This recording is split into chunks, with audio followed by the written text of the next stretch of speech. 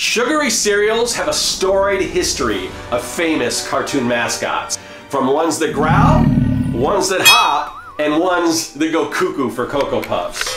But it's the ones that go bump in the night and return every year for a limited time at Halloween that we're going to be examining in this video. Today in the Art Lab, we're putting General Mills Monster cereals under the microscope to study each of these classic characters, discover the secrets behind their respective cereals, and use all of this knowledge to design an all-new monster mascot worthy of joining Count Chocula, Frankenberry, Boo Berry, and the rest of these memorable monstrosities as they haunt the cereal aisle of your local grocery store. So, without any further delay, let's reverse engineer General Mills Monster cereals. Join me, Scott Serkland, in the Art Lab. Let's suit up. Here we are in the Art Lab, and I hold in my hands the most recent incarnations of the original General Mills Monster cereal mascots, Count Chocula and Frankenberry, who, like all the other sinister spokesmonsters who popped up over the years, have evolved over time. What do you say we roll back the clock so we can uncover their humble beginnings? So here's the timeline. Both Count Chocula and Frankenberry debuted in 1971, and fun fact, they were the only chocolate and strawberry cereal on the market at the time. The box featured a minimalistic look and characters designed by illustrator George Carn, who helped bring the Trix Rabbit and Lucky the Leprechaun to life. Count Chocula is quite svelte with sharp, angular features. In contrast, Frankenberry is heavier with a rounded, more bulbous build. Each character's color scheme is what you might expect based on their particular cereal flavors. Shades of browns for chocolate and reds and pinks for strawberry. Just 1 year later, in 1972, Boo Berry, the first ever blueberry cereal, hit the market. He felt right at home with a similar box layout, complementary blue color scheme, and a simple but memorable character design. Apparently, General Mills was on a roll because they introduced Fruit Brute, the frazzled-looking werewolf in colorful striped overalls, in 1974. His mixed fruit-flavored cereal with lime-flavored marshmallows must not have proved very popular because he was discontinued a few years later. In the early 1980s, the Monsters received slight alterations to their package design as well as some changes to their logos. In 1988, we got a new fruit-flavored cereal, Fruity Yummy Mummy, this time with vanilla marshmallows. I really do like this character design with its multicolored bandages. Unfortunately, that wouldn't be enough for him to stick around as he was retired shortly after his debut. In 1989, the brand started to move away from their tried and true character design and underwent another round of logo changes. Fast forward to 1999 and the biggest departure yet. The Monsters got softened up, overly airbrushed, and received humongous cartoon eyes.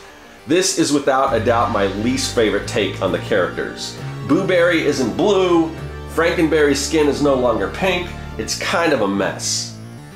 In recent years, General Mills made the wise decision to roll back the clock and return to the more classic look that made these characters great in the first place. The Monster cereals have gone from being sold year-round to seasonal. We've seen a number of iterations by different artists as they return year after year around Halloween. We've witnessed the return of both Fruit Brute and Yummy Mummy, although their cereal flavors have changed to cherry and orange cream respectively. Monster Mash, a mix of a few different Monster cereals, featured all 5 Monsters on the same box and premiered in the fall of 2021. But the innovation didn't stop there because this year we got the first female Monster cereal, Carmella Creeper, a zombie DJ with the first caramel apple flavored cereal. And of all the flavors we've seen over the years, this one seems to be the most at home around Halloween. Now let's take a closer look at the Big G Monsters so we can get a better understanding of the characters and create our own all-new Monster cereal mascot. Count Chocula's most unique feature is probably his hairstyle, which splits into 2 points resembling horns or bat ears. It really gives this character a distinctive look, coupled with his earthy brown color scheme, and obviously this character is the perfect spokesperson for a chocolatey cereal. Likewise, Frankenberry rocks the balding rump-shaped forehead. What are you looking at, butthead? Frankenberry's accoutrements include a very comical pressure gauge, steam whistle, and disc-shaped ears, setting him apart from the classic Universal Frankenstein monster design. This will be an important consideration to keep in mind when designing our monster. We want something that's representative of the classic monster, but we don't want to infringe on any trademarks. Frankenberry is just a great character design with his lumbering physique, porthole eyes, strawberry fingernails. It's one of my all-time favorites. All of the Munster cereal mascots do a fine job at representing their particular cereal. So here's the dilemma. What kind of monster do we want to create?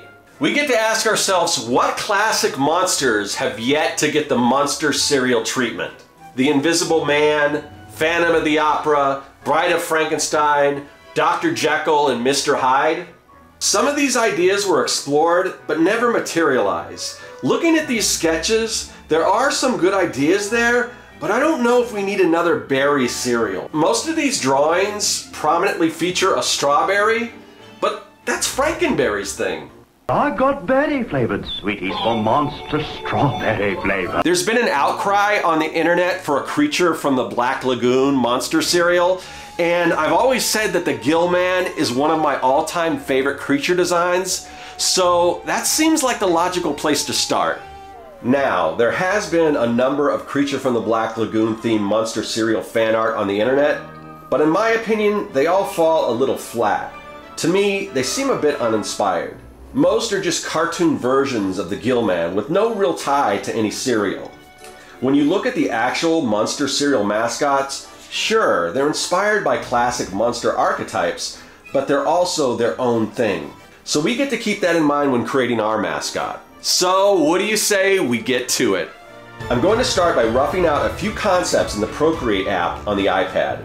It's important to determine what kind of cereal our character is going to represent before sketching. What's missing from the Big G Munster cereal flavors? I'm thinking something citrusy. Fruit Brute used to have lime-flavored marshmallows before the formula was changed to cherry. I like lime because it's green like our character, but we need something more exciting than just plain lime flavor. After all, Yummy Mummy isn't just orange, it's orange cream. What if we went with key lime pie? As a breakfast cereal, it may seem extraordinary, but it's not without precedent. When researching, I found this Malto-Meal key lime pie flavored cereal.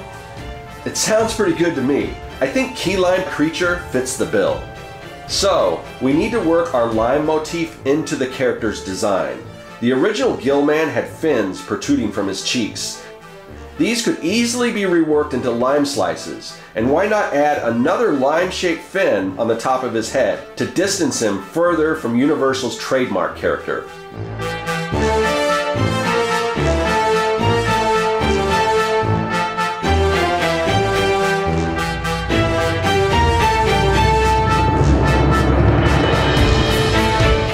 I like this iteration, so let's move over to the desktop and start some digital inks in Clip Studio Paint.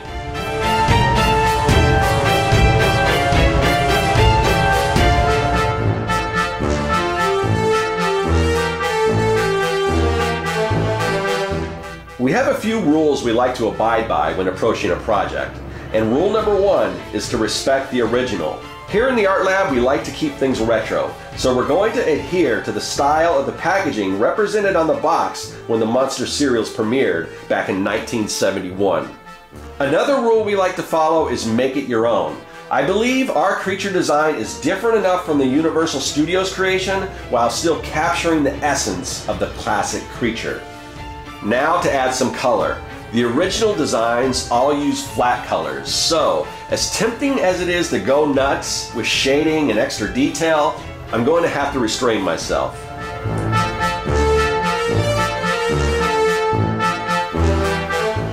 Everyone has their favorite Munster cereal mascot.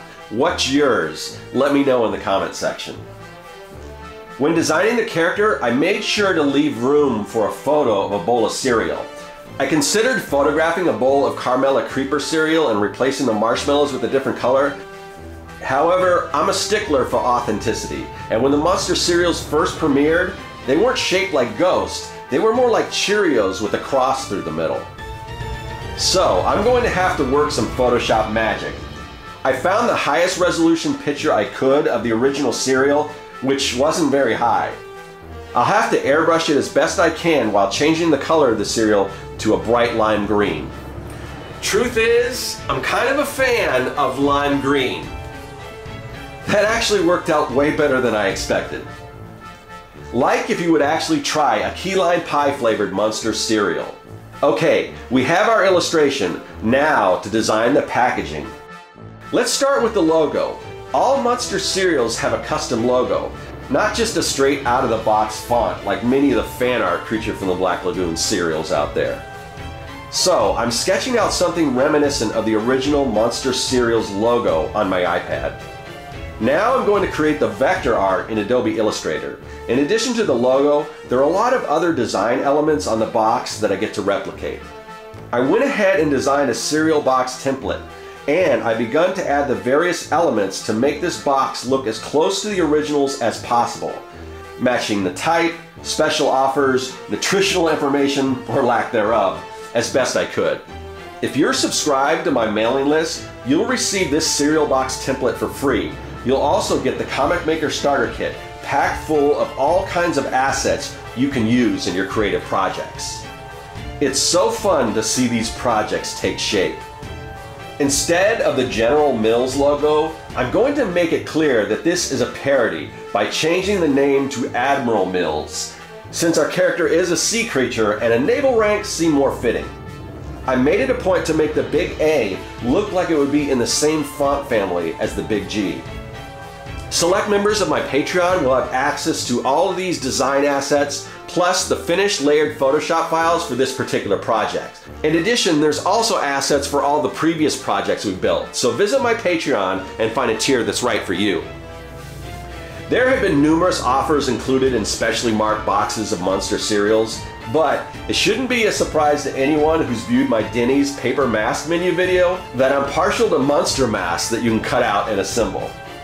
Speaking of which, it's time to print out our cereal box so that we can assemble the final product. The one rule I forgot to mention is using common everyday tools and materials whenever possible. In the past, I've listed the tools for each project. The materials I'm using are pretty basic for this project, but I will leave a list of materials and where you can find them online in the description of this video. The size of the box requires that it be printed out on 2 sheets of tabloid size 8.5 by 11 inch paper. I'm going to adhere each sheet to a separate piece of Bristol paper using spray adhesive to give it some stability. You can also use chipboard to match that brown craft paper fill found in the inside of most cereal boxes. Next, I'm going to score the places in the box where any folds will be. In order to score the box, you want to press lightly down on your X-Acto knife and run it across a metal ruler. It's important to be careful not to cut all the way through. Now we'll do the same thing for our cut edges, only this time we'll cut all the way through our paper. We can begin folding each half of our box before bonding the 2 sections together. You can do this using glue or double stick tape like I'm using. I absolutely love how this came together. Wow, we pulled it off! Our very own Munster cereal! Let's have a closer look, shall we?